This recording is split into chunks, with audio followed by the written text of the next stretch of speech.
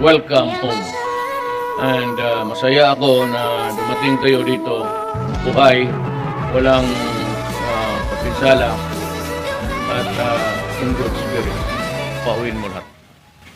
Walang pera, nakaw din plano kung sino dyan, basta pauwiin mo lahat. I love you as a Filipino. Mahal ko kayo. Magandang gabi, ating mga kababayan.